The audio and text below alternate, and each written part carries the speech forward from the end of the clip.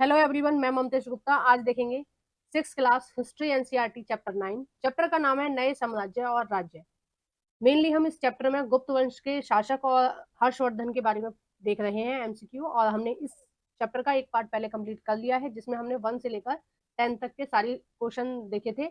आज हम 11 से देखेंगे, ठीक है। और अभी तक आपने इसका फर्स्ट पार्ट नहीं देखा है या फिर थ्योरी वाला पोर्शन नहीं देखा है तो इसी वीडियो के डिस्क्रिप्शन में मैंने 2 प्लेलिस्ट की लिंक डाल रखी है, एक एमसीक्यू वाली और एक थ्योरी वाली है। आपको एमसीक्यू या थ्योरी जो भी देखना है आप उन प्लेलिस्ट पर क्लिक कर देख सकते हैं। और ये जो साइड में जितनी भी प्लेलिस्ट लगी हुई हैं ये सभी मैंने कराई हैं। 6 से लेकर 10 तक मोस्टली बुक मैंने कंप्लीट करा दी हैं। अभी तक आपने ये सभी प्लेलिस्ट भी नहीं देखी हैं तो आप मेरे चैनल को ओपन कर कर देख सकते हैं। जब आप मेरे चैनल को ओपन करेंगे NCERT Mamtesh Gupta YouTube channel को, तो चैनल ओपन करने के बाद आप प्लेलिस्ट वाले ऑप्शन पर क्लिक करना और ये सारी प्लेलिस्ट आपको वहां पर दिखेंगी और आप क्लिक कर कर अपनी आवश्यकता के अनुसार कोई सी भी प्लेलिस्ट को देख सकते हैं, ठीक है। थ्योरी वाली अलग प्लेलिस्ट है और एमसीक्यू वाली अलग प्लेलिस्ट है। आइए शुरू करते हैं। क्वेश्चन नंबर 11, गुप्त वंश के पहले प्रसिद्ध शासक चंद्रगुप्त फर्स्ट या प्रथम के संबंध में निम्नलिखित कथनों पर विचार करें। पहला है, उसने लिच्छवी राजकुमारी से विवाह किया था जो संभवतः नेपाल की थी। दूसरा है, उसने क्षत्रिय कुल में विवाह कर अपनी प्रतिष्ठा बढ़ाई। तीसरा है, चंद्रगुप्त ने महाबलशाली की उपाधि धारण की थी। तो देखो ये जो थर्ड वाला है ना ये गलत है। क्यों गलत है? क्योंकि महाबलशाली की उपाधि धारण नहीं की थी, उन्होंने महाराज अधिराज की उपाधि धारण की थी चंद्रगुप्त फर्स्ट ने, और चंद्रगुप्त सेकंड ने विक्रमादित्य की उपाधि धारण की थी। तो इसका जो सही आंसर हो जाएगा वो हो जाएगा आपका बी, पहला और दूसरा दोनों सही है जबकि तीसरा गलत है। नेक्स्ट देखते हैं क्वेश्चन नंबर 12, गुप्त वंश के किस शासक को उसके साहिक अभियान के लिए भारत का नेपोलियन कहा जाता है? ए है चंद्रगुप्त मौर्य, बी है चंद्रगुप्त सेकंड, सी है अशोक, डी है समुद्रगुप्त। तो 12 का जो सही आंसर हो जाएगा वो हो जाएगा डी, समुद्रगुप्त। देखो सहायक अभियान का मतलब होता है कि वो उसका जो नेचर था वो जनता के लिए काफी उदार था, अपने देश के लोगों के लिए काफी अच्छा था, ठीक है। अपने देश की को आगे बढ़ाने के लिए शिक्षा की तरफ या किसानों की तरफ उसका जो रुझान था वो ज्यादा था। वो चाहता था कि किसान संपन्न हो, ठीक है। उनके टैक्स वगैरह भी उसने काफी कम कर दिए थे ताकि किसान आगे बढ़ सके, ठीक है। आइए नेक्स्ट देखते हैं क्वेश्चन नंबर 13, समुद्रगुप्त के संबंध में निम्नलिखित कथनों पर विचार करें। पहला है, उसका शासनकाल 335 से 380 ईस्वी के बीच था। दूसरा है, वह अशोक के समान शांति और अनाक्रमण का पालन करता था। तीसरा है, हरिसेन उसका राजदरबारी था। तो देखिए इसका सही विकल्प देखते हैं कौन सा है, केवल पहला, केवल दूसरा, और सी है पहला और तीसरा, डी है पहला और दूसरा। तो 13 का जो सही आंसर हो जाएगा वो हो जाएगा सी, पहला और तीसरा। अब देखिए दूसरा क्यों सही नहीं है। इसमें लिखा है कि वो अशोक के समान शांति और अनाक्रमण का पालन करता था। तो ये वाला जो ऑप्शन है ये पूरी तरह से गलत है, क्योंकि वह अशोक की तरह शांति प्रिय नहीं था। जैसे अशोक ने कलिंग युद्ध के बाद युद्ध पूरी तरह से समाप्त कर दिया था, युद्ध करना, ठीक है, लड़ाई झगड़ा ये सब छोड़ दिया था, उसने अहिंसा का मार्ग अपनाया था। लेकिन समुद्रगुप्त ने कभी भी ऐसा नहीं किया था। वो अपने देश वाले लोगों के लिए काफी अच्छा था लेकिन उसने युद्ध करना कभी नहीं छोड़ा था। और हरिसेन ने जो उसकी प्रशस्ति लिखी है उसमें ये चीज मेंशन की है कि वह जो समुद्रगुप्त था वह कभी भी कोई भी युद्ध नहीं आ रहा था। समुद्रगुप्त के समय में सबसे बड़ा गुप्त वंश की गुप्त साम्राज्य की सीमाएं थी, ठीक है। और देखिए मैं आपको एक बारी मैप में भी दिखा देती हूँ। ये समुद्रगुप्त के समय का मैप है जिसमें ये जो है पिंक कलर के ये पड़ोसी देश हैं, ये सबसे लास्ट में उसने जीते थे ये कुछ प्रदेश हैं, ठीक है। इनको अपने अधीन बनाया था और इन सबको भी जीतने के बाद अपने अधीन बना लिया था, ठीक है। तो ये सारी चीजें हैं और लगभग लगभग आप मान सकते हो कि ये जो पिंक वाले हैं ये भी इसके अधीन थे। अधीन का मतलब है कि इसकी बात मानते थे, ठीक है। जो ये कह रहा है वो बात सही है, इससे युद्ध करने की इन सबकी भी हिम्मत नहीं थी, ठीक है।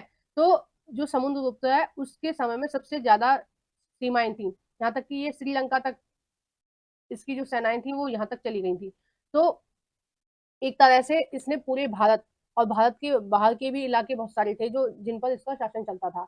तो ये युद्ध प्रिय था और इसके समय में सबसे बड़े साम्राज्य था, ठीक है, गुप्त वंश का। नेक्स्ट देखते हैं क्वेश्चन नंबर 14, समुद्रगुप्त द्वारा विजित स्थान और क्षेत्रों को 5 समूहों में बांटा जाता है। 5वें समूह में कौन कौन से राज्य शामिल थे? ए है, देखो समुद्रगुप्त, मैंने अभी आपको मैप दिखाया, समुद्रगुप्त ने बहुत सारे देश जीते या प्रदेश जीते, बहुत सारी जगह जीती। ठीक है, 12 ये दक्षिणापथ के थे, ये भी जीते। ठीक है, आर्यव्रत थे ये ग्रीन वाले। ठीक है, इनको अपने अधीन बना लिया था।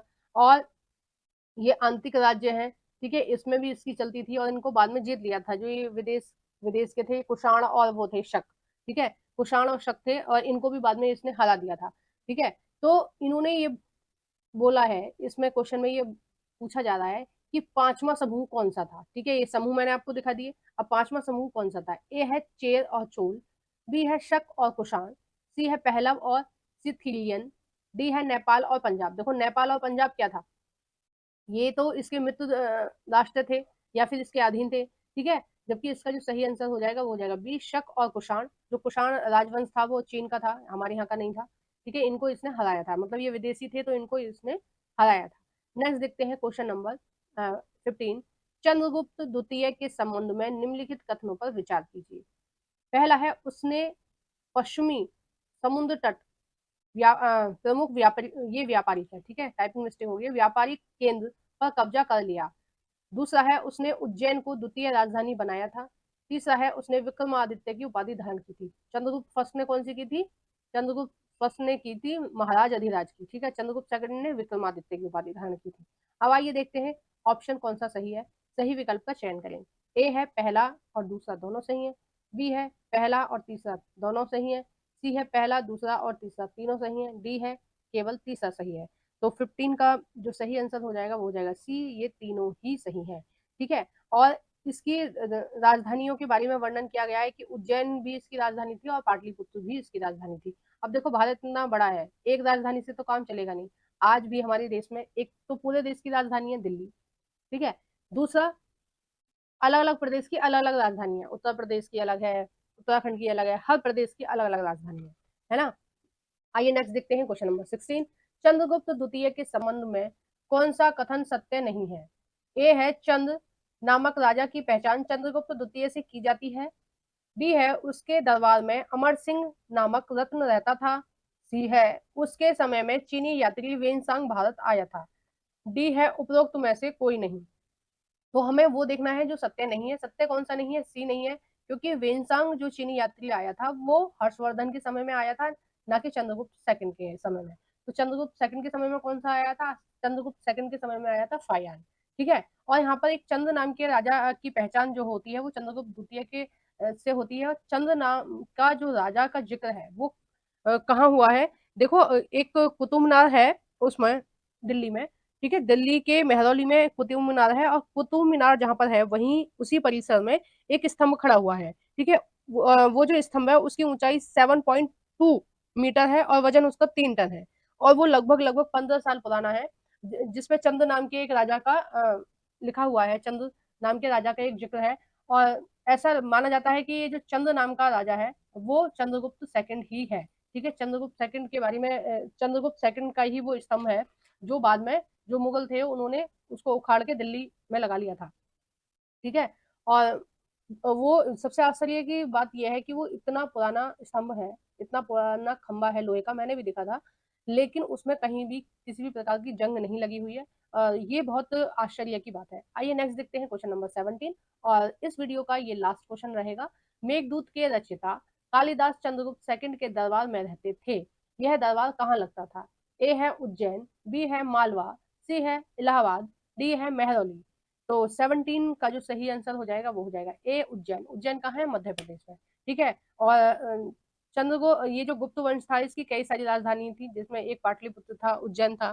ठीक है, और भी कई सारी शहरों के बारे में यहाँ पर बुक में एनसीईआरटी में दिया हुआ है। ठीक है, कई सारे जो शहर थे जैसे प्रयाग है, बड़े शहरों के बारे में लिखा है यहाँ पर। ठीक है, तो आइए हम इसका वो भी देखते हैं, हर्षवर्धन के बारे में कुछ चीजें हम जान लेते हैं। देखो, ये एक पीडीएफ है जो मैंने बनाई है, उस आपकी एनसीईआरटी से निकाली है। तो हर्षवर्धन के बारे में देखते हैं। हर्षवर्धन का जो राज्य था वो लगभग 14 वर्ष पूर्व का था। ठीक है, और हर्षवर्धन जो राजा था वो उत्तर भारत का बहुत ही प्रतापी राजा था। उसके पिता का नाम था प्रभाकर वर्धन, माता का नाम था यशोमती, राजधानी थी थानेश्वर। ठीक है, हर्ष का साम्राज्य था पंजाब से नर्मदा नदी तक। ठीक है, पंजाब तो आप जानते हो पंजाब कहाँ है? नर्मदा नदी कहाँ बहती है? आपकी मध्य प्रदेश में। ठीक है, तो पंजाब से नर्मदा नदी तक किसका राज्य था? हर्षवर्धन का था। ठीक है। नेक्स्ट है इसमें प्रसिद्ध दरबारी थे बाणभट्ट, जिन्होंने हर्ष चरित्र लिखा है, यानी कि हर्ष की जीवनी लिखी है और कादम्बरी भी लिखी है। ठीक है। और हर्ष भी एक कवि था, उसने भी कई सारी बुक्स लिखी थी हर्ष ने भी। ठीक है। और हर्ष चरित्र में मेनली जो चीजें दिखाई गई हैं वो हर्ष के पूर्वजों के बारे में, हर्ष के बारे में दिखाया गया है और हर्ष के शासन के बारे में दिखाया गया है। ठीक है। तो 6 है चीनी यात्री। देखो चीनी यात्री कौन सा आया था हर्षवर्धन के समय में, वेनसंग आया था। और अंतिम हार जो हुई थी इसकी, इसको अंतिम बार किसने हराया था, चालुक्य शासक। यहाँ पर नरेश लिखा है तो ये टाइपिंग मिस्टेक हो गई है, नरेश है ये। चालुक्य नरेश पुलकेशिन द्वितीय द्वारा इसकी हार हुई थी हर्षवर्धन की। तो जब इसने उत्तर भारत के बहुत सारे राज्य जीत लिए थे, हर्षवर्धन ने बंगाल को जीत लिया था। ठीक है। बंगाल को जीतने के बाद इसकी जो मनोबल था वो काफी बढ़ गया और इसको लगा कि मैं अब दक्षिण की तरफ रुख करता हूँ और दक्षिण के सारे राज्यों को जीतूंगा। तो वहां पर पुलकेशिन द्वितीय ने, ठीक है, जो बादामी के चालुक्य थे, पुलकेशिन द्वितीय किस राज्य के शासक थे, बादामी के चालुक्य थे, यानी कि जो कर्नाटक है ना उसके चालुक्य। तो बादामी के जो चालुक्य थे पुलकेशिन द्वितीय, इन्होंने नर्मदा नदी के पास हर्षवर्धन को हराया था और हर्षवर्धन की इस लड़ाई में मृत्यु हो गई थी। ठीक है। और हमने इसके 2 शॉर्ट पिछले वाले पार्ट में कंप्लीट किए थे, आपने देखे होंगे, आई होप फर्स्ट पार्ट इसका देखा होगा, जिसमें मैंने बताया था गुप्त वंश में कौन कौन से शासक थे। ठीक है। अगर नहीं आपने देखा है फर्स्ट पार्ट तो इस वीडियो को पॉज करके आप देख सकते हैं। एक ये भी पीडीएफ थी, ठीक है, जिसमें समुद्रगुप्त के बारे में बताया गया था, सॉरी, जिसमें चंद्रगुप्त के बारे में बताया गया था, चंद्रगुप्त की उपाधि के बारे में बताया था और चंद्रगुप्त के नवरत्नों के बारे में बताया गया था। एग्जाम में बहुत बार नवरत्नों के बारे में पूछा जाता है कि कौन सी पोस्ट पर था, जैसे धनवंतरी कौन थे, चंद्रगुप्त सेकंड के राजदरबारी हरिसेन कौन थे, कालिदास कौन थे। तो आपको लेखक बताना है, कवि बताना है, चिकित्सक बताना है, ये सब। या कई बार नाम दे दिया जाता है कि इनमें से देखिए कि कौन सा चंद्रगुप्त सेकंड का राजदरबारी नहीं था। ठीक है। तो ये चीजें दी जाती हैं, आपको ये सारी चीजें पता होनी चाहिए। आपको वीडियो कैसी लगी है प्लीज आप कमेंट बॉक्स में बताइए और वीडियो को जरूर से लाइक कर देना। जो भी फ्रेंड आपके एनसीईआरटी पढ़ना चाहते हैं उन सभी फ्रेंडों के साथ मेरी इस वीडियो को शेयर कर देना और वीडियो को लाइक करना बिल्कुल नहीं भूलना है, प्लीज लाइक करना। एक छोटा सा कमेंट भी करना है, कोई भी आपको कुछ भी पूछना है तो आप कमेंट बॉक्स में पूछ सकते हैं, मैं सारे रिप्लाई खुद ही करती हूँ।